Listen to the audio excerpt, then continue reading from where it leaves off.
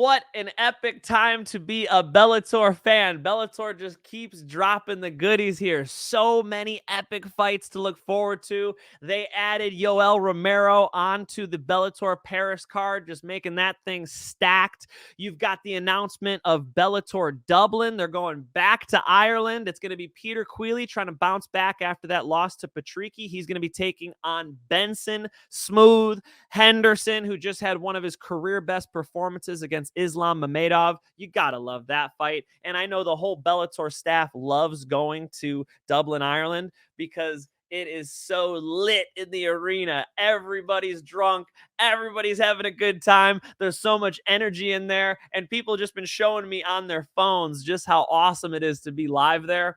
I might have to fly out. I gotta go. I only get to do the US shows. So you guys in the UK, you're spoiled with that one. Please have fun. Then, unfortunately, Yaroslav Amazov is not able to make that date against MVP because of what's going on in Ukraine, right? So in steps Logan Storley. Logan Storley coming off of his best career performance against Neiman Gracie. We got to see his striking on full display under the spotlights, and it looks better than ever. Big right hand, cardio for days. You know his defensive wrestling's on point when he needs it, and his offensive wrestling has been the entire career. He has been showing us how he can change levels, take people down, and dominate. And Logan Storley is going to have a big opportunity here because he gets to challenge for the Bellator hardware against MVP. Michael Venom Page is arguably the best striker in Bellator. Michael Venom Page, his shin just comes out of the matrix and bounces off of your forehead or your nose in some cases. He is like trying to catch Casper in that cage. He is all over the place. You can't get to him, and he can get to you. It's going to be interesting to see how Logan Storley tries to deal with that problem. And who doesn't love seeing MVP in a fight where the odds are going to be close and where it's more of a pick'em situation? This is going to be super fun. Two of the best fighters in the world, Michael Venom Page taking on Logan Storley, Bellator London. I cannot wait for that one. And of course, how could I forget? In San Jose in a couple weeks, we got the Mercenary, AJ McKee, back to fight Pitbull for the second time in one of the biggest, most epic fights Bellator has ever seen. This matchup between these two, the long reigning champion Pitbull, ran through 145, went up to 155 and stole that belt as well. Undefeated in Bellator since 2017 until, of course, he met the Mercenary.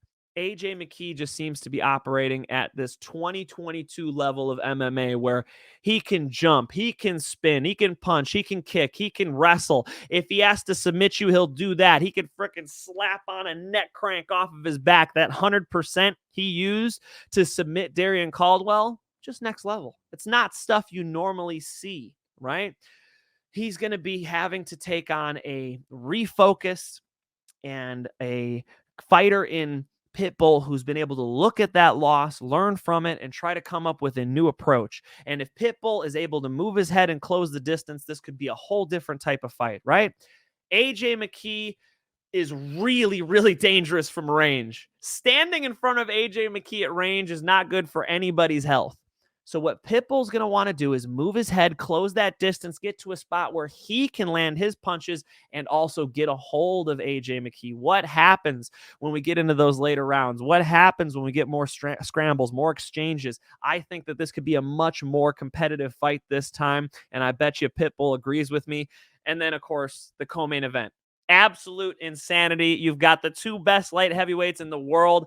Don't tell me nothing about no other organization, because Corey Anderson has a win over the UFC champion Glover Teixeira. Vadim Nemkov's been the long reigning champion.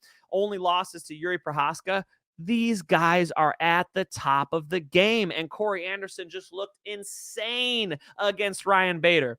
A lot of people wanted to say, well, Ryan Bader's getting older now. Guys, look at how he just looked against Moldavsky. He put on a career performance in defending the heavyweight title.